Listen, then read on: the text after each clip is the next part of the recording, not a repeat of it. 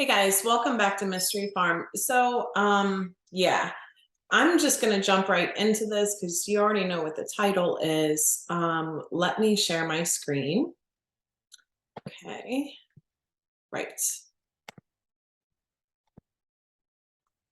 Okay, so I saw this on TikTok last night.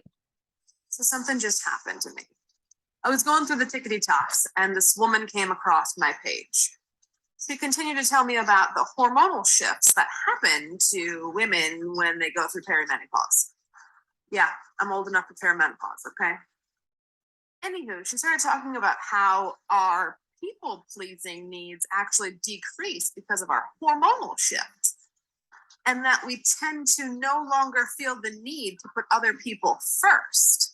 And then it's actually kind of like a biological normal thing for us to want to put other people first because that helps us to find a mate.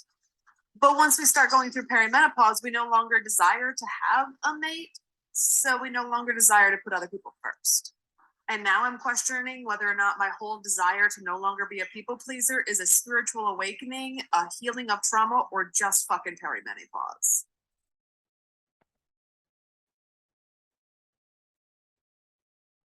Okay,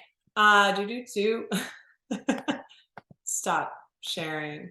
Okay, so right, I wanted to talk about that because then I saw one immediately after that that was a female doctor, talking about the exact same thing and how, perimenopause and, all of this stuff. And so the reason that I'm doing this video is not to convince people that I'm not crazy. Okay. This video is if you are going through a spiritual awakening and you are questioning your reality, why that is a valid thing to do from a completely 3D matrix perspective on this, right?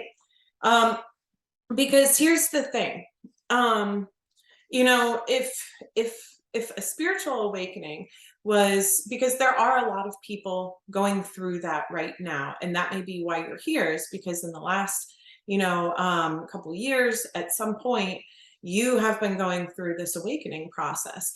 And I understand, again, for myself, that that can be like a fundamentally really scary thing to happen, because essentially you go from feeling perfectly comfortable that you understand the way the world works, and your place in it, to questioning everything about your reality and your purpose.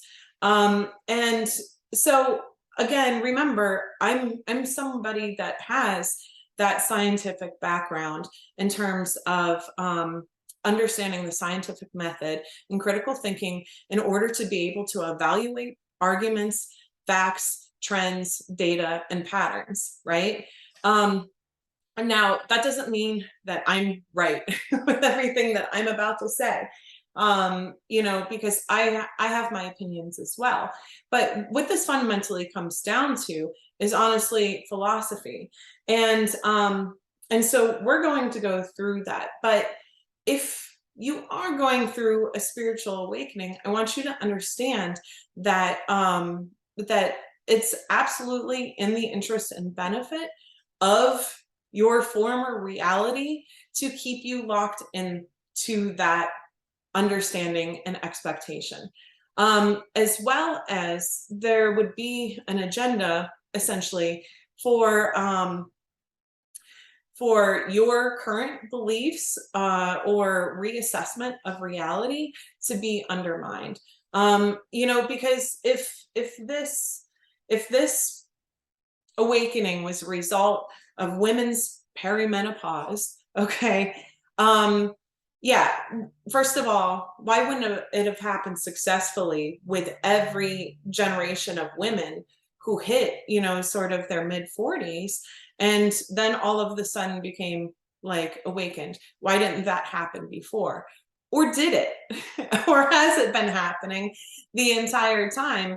And society has managed that in different ways, right? At this point, it's a lot less likely that someone can come along into my life, and it's not unheard of, right? But it's a lot less likely that someone could come along and essentially tell me that I'm insane and you're going to be committed because you're crazy. You don't have a grasp on reality. But let me share my screen again. Okay.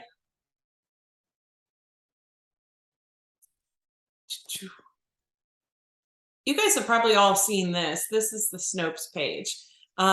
Reasons for admission to a mental institution or insane asylum from 1864 to 1889.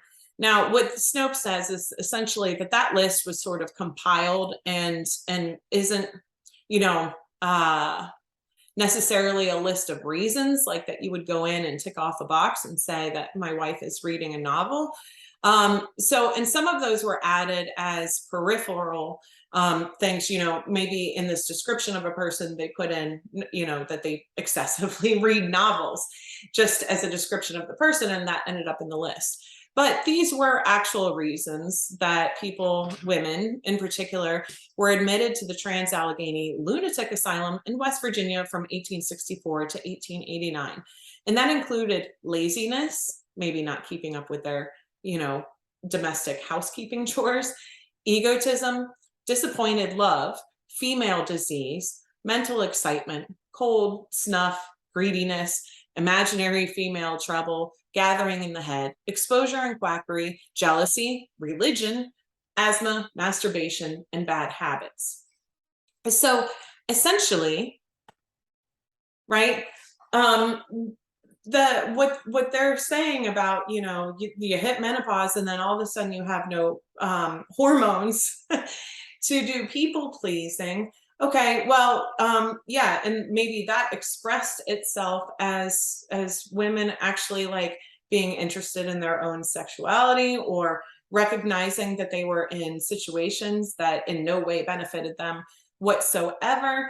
Whatever, they stopped people. Clearly there were some women that stopped pleasing the people that they were with in that time frame, and the solution was, let's stick them in an asylum. So yeah, I mean, there's probably some credence to our hormones having an impact in terms of that people pleasing. But also, why are we assuming that that's not essentially by design? Because, okay, in tarot and in spirituality, right? So this is the Lover's card. And you can see in the Lover's card that you have the man looking at the woman and the woman looking at the angel, right? So this is a basic construct, and it's not, it's actually reflected in multiple religions and cultures, but that essentially the woman, the female, is the one that sort of leads in terms of connection to divinity, connection to God. And then essentially it's through the man's love for a woman that he can also connect with divinity. And so that's where these kind of constructs about men being protectors and women basically being in the softer areas comes from, is because that, and I frankly believe that there's a significant amount of truth to that, right? So if we as women, right, for some reason at perimenopause then lose our people pleasing attributes or impetus, then I think that the better question is to ask why that's happening, right? Why would women be inclined to spiritual awakenings and to lose their people pleasing qualities at this particular age?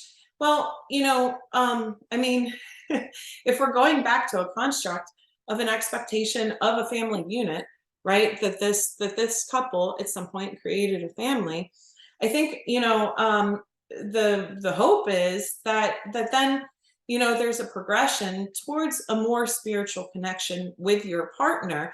You've gone through some of those like 3D aspects, right? You've built that home, the family, all of that stuff. And so, you know, I think there is a natural progression at some point towards becoming more spiritual. And I think that is with men and women, but I have most often seen that a woman triggers a man's desire to be more connected with faith, right? Um, you know, that's an opinion, that's not a fact, but that's my own observation. Um, okay, so what I want to go into though is again, this video is not to prove to anyone else that I'm not crazy or that you're not crazy. This video is to help support your understanding and questioning of reality. Because that's ultimately what's going on with the spiritual awakening, is it's us saying that reality is not what I fundamentally understood it to be, and perhaps there's more. Just to give you my own personal spiritual background, again, I started as a scientist, and I mean, I was always, as a kid, interested in science. I also, you know, was really interested in religion. I was raised Catholic, but I always considered myself to be agnostic. I didn't know if there was a God. Again, I was taking it from, you know, sort of that scientific perspective of, you know, of evaluating what I know, right? So I thought it was cool that other people would be so connected with their religion or their identity in it. But I didn't have that connection, and I was curious about it. But at the same time, you know, I was very much fact-based and evidence-based and evaluating, as well as the all of the dogma that surrounds that initial point of faith with all of those religions, right? Sorry, that's a bit of a digression, but people have fundamentally questioned reality since there has been a rational school of thought. Almost, so sorry, when you live with a goat, sometimes books get chewed up. So the allegory of the cave. And let me go back into sharing screen again. Okay. If you are familiar with the allegory of the cave, you know, then you can ignore this. But if you're not, essentially, here's what it is the premise that Plato came up with to explain, you know, his sort of searching for reality, or his understanding of reality, is he said, imagine if there's a bunch of people that live in a cave and they're chained, you know, to, you know, basically the floor of the cave here. There's a fire pit basically behind them. And then there's people basically watching or marching these figures by, like a figure of a horse or a figure of a soldier or a figure of a dog, you know, in between the fire and a wall that these prisoners are staring at. So the prisoners, because they've never seen or experienced anything else, their entire reality is looking at these shadows. That is their world that they interact with. They see this horse come by, they see this dog come by, right? So, but one day, one of the prisoners escapes out of the cave. He becomes unshackled, and he turns around and he sees that there's a fire, and he sees that there are these people walking with these figures. So this is the first time that he's seen anything other than shadows, right? Now he's seeing full three-dimensional forms of these figures and these people, this fire. The fire, they believed, essentially was their son, you know? But then he goes outside of the cave and, you know, sees the actual sun up there, sees, you know, rocks, trees, ocean, air, all of the stuff that he's never even been exposed to, right? And so he has that realization that, like, oh my God, this whole time we've been living in a cave. So he goes back into the cave because, you know, he's got family and friends and everything, his community of other prisoners that was chained to the floor there. And he says, you guys, we're in a cave, right? And the thing is that no one believes him because now he's just this rambling madman that had left their community, and then he comes back speaking madness that none of what you're looking at is real, right? So let me go back. stop sharing. I'm sorry, my dogs are barking outside at something. Okay, so that was Plato's sort of rationalization of like, how do we know what reality is, right? How do we even fundamentally know that we or anyone else exists? So Rene Descartes, I think, therefore I am. You guys have all heard that, right? But what that was essentially Descartes went through, you know, the same sort of exercise that Plato did, and many philosophers have, you know, throughout time. And so he's questioning, how do I know that anything that is around me, you know, based on this allegory, right? How can I know that anything around me is real? How do I know that I'm real? How do I know that anyone else is real? And so essentially what he said is that since he doubts, he knows that he's thinking. And since he's thinking, he must exist. Now, that's not necessarily even existing in this corporeal form, right? It's whether or not he, as an energy, as a thought, or whatever, exists. And so that's all that philosophy has really fundamentally solidified in terms of any kind of agreement on our reality, is that if you are thinking, that you exist.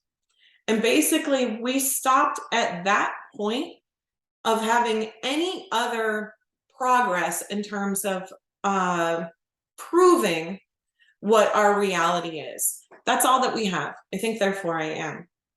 So yeah, and then these philosophical, you know, sort of ideas have continued. There are still philosophers, right? I do, by the way, feel like philosophy should be a fundamental, like, core criteria in all of the schools, because what it does do is it teaches you critical thinking. It helps you ask questions about fundamental assumptions and evaluate them from essentially an objective standpoint. Because again, what is even objectivity in this world that we live in today? We are influenced by everything, including the schools that we went through, by our culture, by our media, by all of those things. And so in terms of evaluating facts, and this is a huge problem, as everybody knows, misinformation in today's society, that's all built in for specific intentions and reasons that are other than to make you aware of facts, right? Somebody has an agenda. And so, you know, misinformation and diminishing your enemy's credibility are strategic tactics that are used in any kind of, like, straight warfare or tradecraft, politics. Anyway, so matrix theory, simulation theory, you know, that is a philosophy that was essentially a hypothesis proposed that we may be all living in a situation, in a simulation, like a virtual reality. And you know, the argument being that as technology progresses, and we're seeing that today, that it essentially, we have the technology to create a reality that is indistinguishable from our reality. So virtual reality, video games, for example, you know, have been kind of like leading the way with that. But that's already headed to those sorts of technologies, to things like therapy, virtual reality therapy, where a therapist can design a program that's meant to essentially trigger a core wound, so that a patient can process through that in a controlled environment. Okay. As well as technology involving bioorganic hardware, right? That's happening as well. You know, there's been combinations of organic materials into a technology hardware, which again, with advances in AI, right?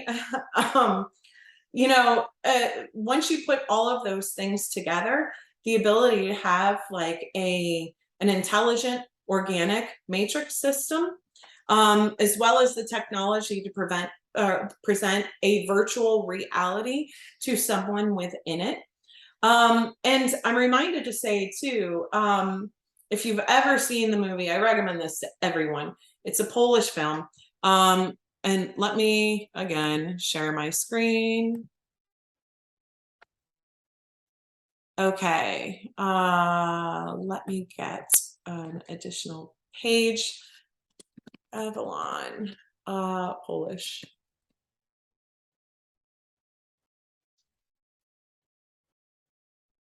Yeah, this is it. Just because there's like multiple movies called Avalon, right? This is the one that I'm talking about. And it's similar to the Matrix, except essentially this let me click on this. Okay. So basically there's people that play this underground video game in this film, and you can see the kind of coloring in this is like a sepia, and that's the reality within that game, is that full sepia kind of digitalized look.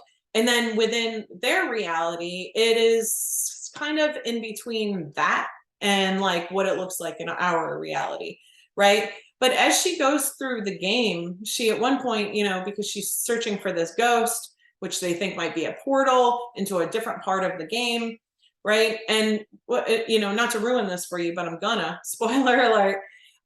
So when she actually goes through there, she comes out looking for this guy, because there are these people that don't come back. Anyway, she's looking for this guy, but with the reality she enters when she goes through that portal in the game looks like our reality. Okay. So, but she knows she's within the game. And so then the question is, what is reality, right? Where is at any point where do the higher realities stop? Okay. So to talk about this, I want you guys to think about, I play this game, it's called Ebony. And it is, okay, let me share my screen again. Because I do have this part prepared. Okay.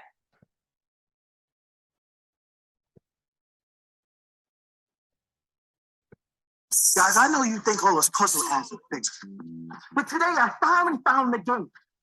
Ebony, the King's Return. That's right, guys. The same game you see in those ads. I haven't seen enough of those videos. It ain't in place. Oh, no. Again. Oh my God. No. It's so difficult. All right, but it's a little more challenging now. But down it down. I'm okay. So just before, because I'm gonna let him talk a little bit more, but you can see the ad that Ebony puts out, and you've probably seen it at some point scrolling by on Facebook or Instagram or whatever. And it's the ad shows all puzzles, right? And who doesn't love a good puzzle game? And so it's free, you download it on your phone, and then it is 1,000% not a puzzle game.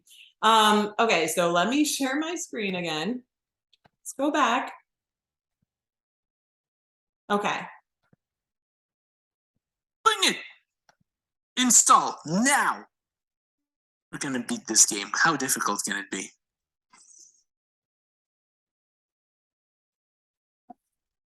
Or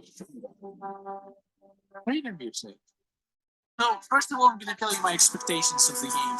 I think it's nothing like it looks on the ads. I think it's a complete scam, and it's gonna be a completely different game, even though they're claiming that they're the only game who actually looks just like the ads. Also, I think it's gonna be extremely pay to win, because they're putting so much money on ads. They have to make it back somehow, so it has to be extremely pay to win. That's just my initial thoughts. Let's see if I'm right or wrong. So we get to select the. Okay, he's 1,000% right. It is extremely pay to win, and it is fundamentally a war game. My dogs are trying to come in.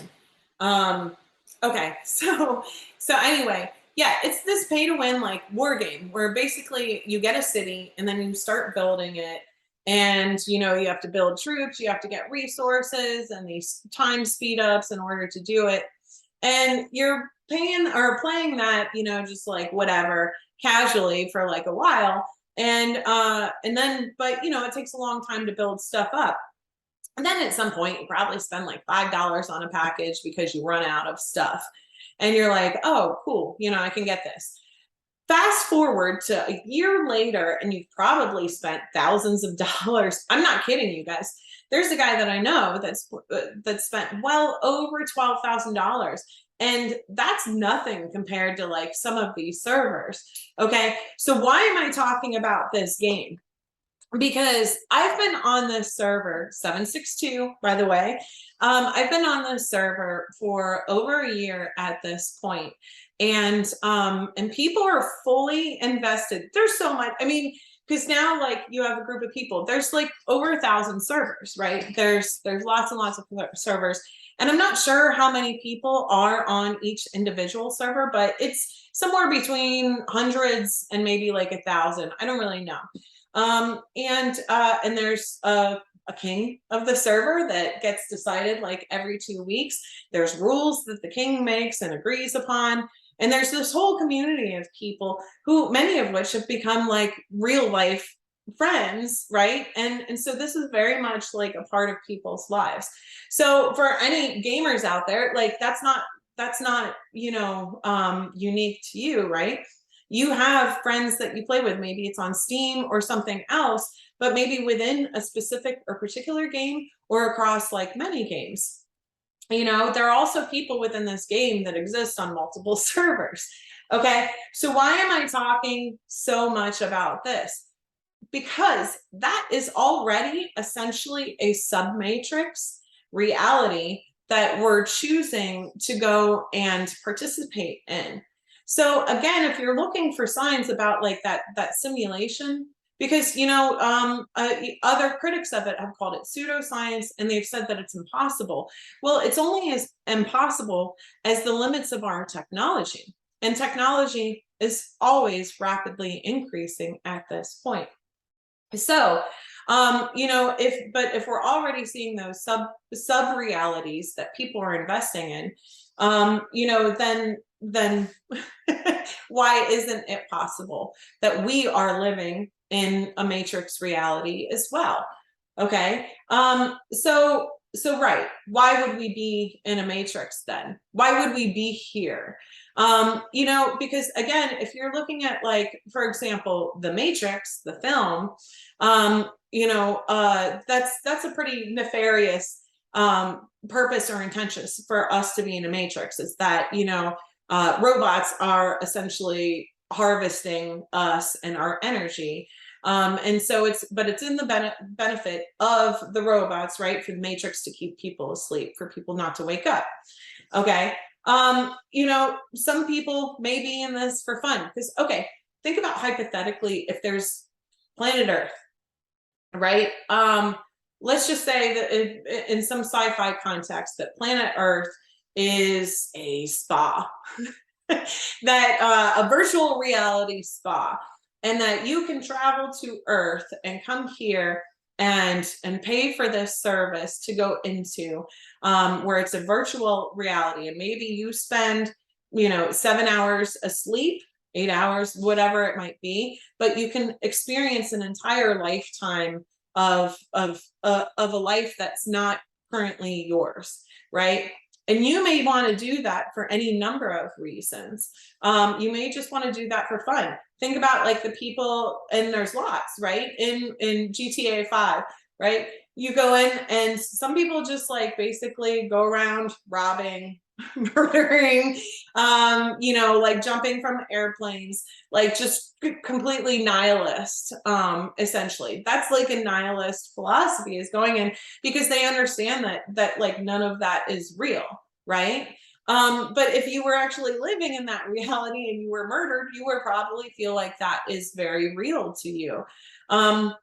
You know, so some people might do that for fun. But again, coming back to like the virtual reality therapy standpoint, what if, you know, that was essentially a service that any of us could go and pay for, is to stay at a spa for a weekend, and then while we're there and dreaming, that we're going through an entire lifetime where we can resolve a core abandonment wound that is now like affecting, you know, our life and our relationships and our work or whatever it may be in that higher reality. People would probably do that. And so, and there's no reason, you know, if even if you look at computer technology and clock times and stuff like that, there's no reason to believe that we couldn't have essentially, you know, an entire lifetime, because that's how dreams work. That's how dreams work, is you can have an entire, you know, hours long dream or whatever in this, in the space of like a moment, in terms of like the synapses of your brain. So, so thinking about that in particular is, you know, there's no reason why we would have to think that time here is linear and correlated to time in a higher reality. So, okay. So, you know, or it could be for the reasons of exploitation, you know, like in the Matrix, that people are essentially being utilized, right? But here's the reason why I think that our Matrix isn't necessarily nefarious, that we're here for, you know, some sort of beneficial reason to us.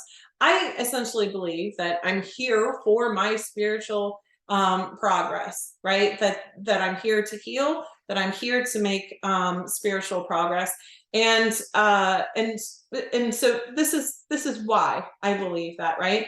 Is because we have clues essentially all throughout this matrix that essentially show us over and over and over and over again, everything since the allegory of the cave, that we're not in necessarily in this fixed reality.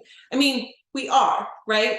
But that's not all that exists. I believe that not only is there a higher reality, but there's also a higher self. Essentially, the person that's in the higher reality from me that decided that, like, hey, I want to do this, I want to have this spiritual growth, because that person would have to then authentic or actively participate in giving information on what they need healing with, as well as the design, the plan that that person goes through in order to facilitate that healing while they are in that lower reality, right? So I do believe that we are essentially are active participants in ourselves being here. But it also could have been something like Ebony, right? That advertises it as a puzzle game, and then you get there and guess what? It's a war game. I almost feel like I may have been offered cheese or waffles or something, you know what I mean? Like we were sold a bill of goods to some degree of like why this is going to be so great if you come down here.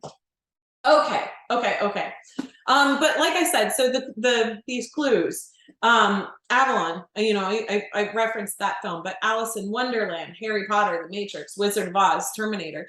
I mean, you can think of a cajillion books, films, art, right? Like there's a lot of even street art that fundamentally questions, like, you know, reality, right?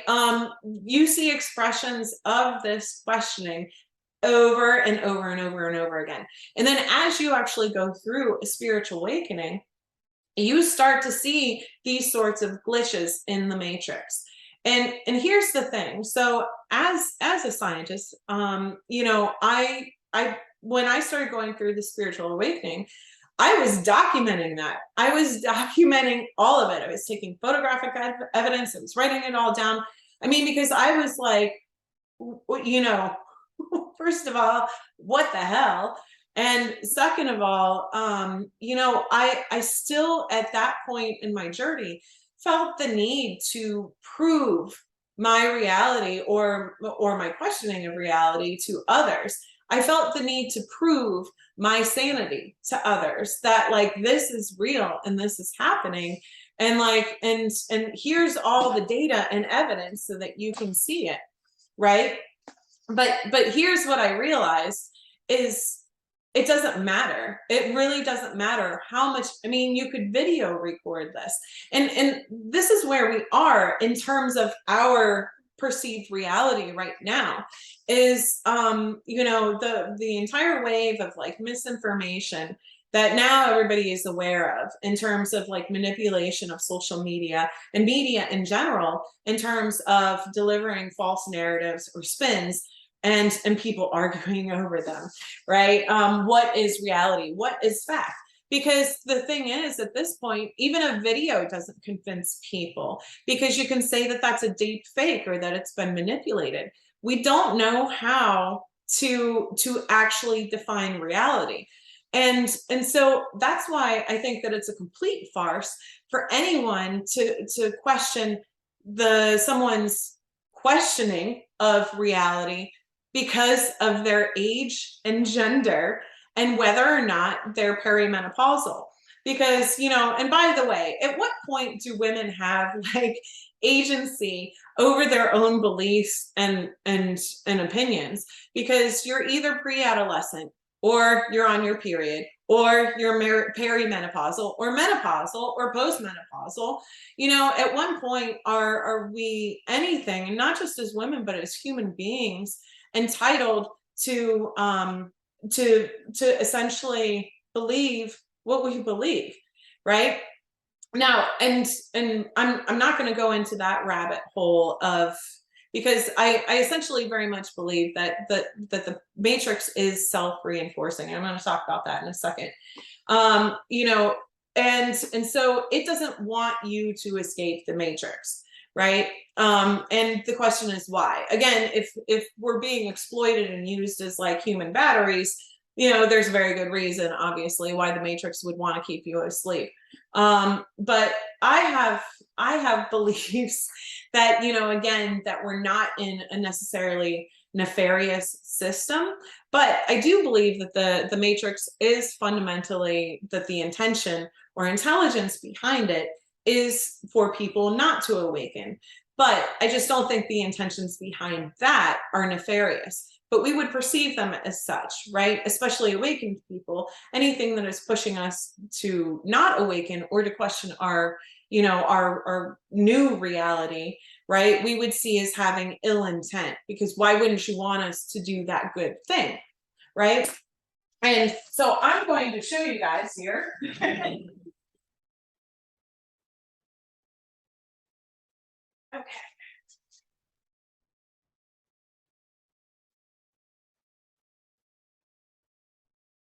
Okay, does anyone know what this is? It's an incubator. The reason that I wanted to show you that is because, so, you know, here on my little farm, I have, you know, taken my chickens' fertilized eggs when I had a rooster and put them in the incubator and incubated them and hatched them and had my baby chickens. Okay, so if you ever watch that process or you're familiar with it, you know, so this incubator essentially, you know, you can see it's got all the little slots for eggs and everything in it. It keeps it in certain humidity conditions and temperature conditions to, you know, to grow the embryo inside. And then, you know, when chickens get to the point of hatching, you know, you'll read lots of stuff that basically tells you not to help them, right? That it's important that the chick inside opens the egg itself, right? Because if you actually assist and take out a chick from the egg and they haven't pushed themselves out of the egg and broken it themselves, then those are often weak chickens that end up dying. Essentially, that it's a vital part of their growth and their body and their development to be forced to push their way out of that egg. So I think that, you know, my understanding of my own personal healing, as well as like, you know, the point behind all of this, not only the point of us being here, but the point of the spiritual awakening, right? Is that's essentially what we're doing. And essentially it has to be painful. It has to suck, right? Because that is essentially how we grow stronger emotionally right, as human beings, emotionally and spiritually, is that we're challenged. We're challenged. All of our preconceived notions and our preconceived environment is challenged in order for us to be able to break out of it. So it's exactly the same way for the chicken, because, you know, prior to breaking out of its egg, its entire reality is inside of that egg, right? It's all smushed up inside of it, but it breathes there. It's taking nutrition there. It's growing there. It's exactly, again, coming back to Plato's allegory of the cave, right? The chicken is in the cave. And then, but it's the biology of the chicken and that design, again, that design behind it, which, you know, if you want to just secularly call that evolution, or if you want to say that there's a divine purpose, that we grow and evolve and age exactly the same, the way that we are designed to do, right? Then what is the purpose behind that? So with chickens, it's so that you have a chicken that is strong enough to survive the world outside of it. And so in the exact same way, we have to go through the mental, emotional challenges, essentially, to strip us away of our previous environment, which is that 3D matrix reality, and allow us to operate in that higher reality as an active participant, right? So because the chicken comes from within the egg reality into our reality, right? What we're doing is going from our reality into that next higher one. Okay. Right. So, but the matrix is going to essentially do what it does, right? Because it's actually helping us to make us stronger by trying to hold us back. It's the same job as the egg. Now, the egg doesn't have any bad or good intentions. It's just how that birthing is designed. Okay. So, yeah, war, debt. Okay. These are all kind of things that the matrix uses to keep us within this reality in the same way. And I'm going to point out within Ebony that now people are sort of locked into that reality, because that's what I've seen happen. Is people have spent so much money on this game now, this sub matrix reality, that they don't know how to leave. They don't want to leave because they've invested so much in it. And so we do the same thing by investing within this reality, and consumerism is a big way that we do that. And so again, that is the 3D matrix, is essentially consumerism. You know, that's all part of it. But any of those elements are essentially manufactured by the matrix in order to get you to invest and participate more heavily in it, so that it is harder for you to free yourself. Okay.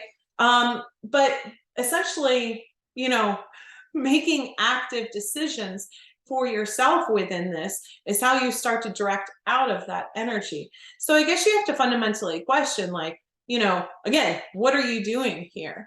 And so, because I mean, what I found for going through the spiritual awakening myself is I got to a certain point in my career, in my physical career, that you're asked to essentially reinforce and be a part of the matrix that is suppressing other people.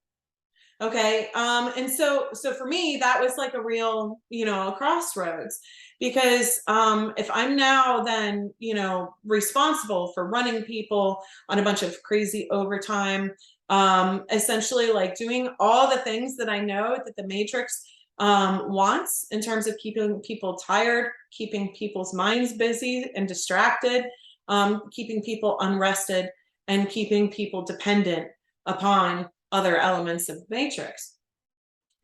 Once I found myself really in the position of both realization of that, as well as questioning myself whether or not I could or would actively participate in that, I decided not to. And so, you know, whatever, that is what it is. But my point is that the matrix does actively try to keep you within the system. And that is why your reality is going to be questioned. Now, you know, I'm not saying that if you're like me being fed perimenopausal content on TikTok or anywhere else, I'm not saying that those people are ill-intentioned. I don't think they are. I mean, I think that they're responding to, again, that matrix simulation as much as anyone else. But the vulnerability is that during that time period, they know that, like, not only are other people questioning if they're crazy, that they themselves are questioning their own reality. So they want you to step away from that, right? That's what I'm saying. And my point is that, yeah, I mean, hormones are real, and those are things that our body go through and deal with. But I guess I would ask if that's not by design, right? From a higher reality, that perhaps at some point in our lives that we do get to a certain point where we were essentially evolutionarily designed to start to question our reality as well as our place within it.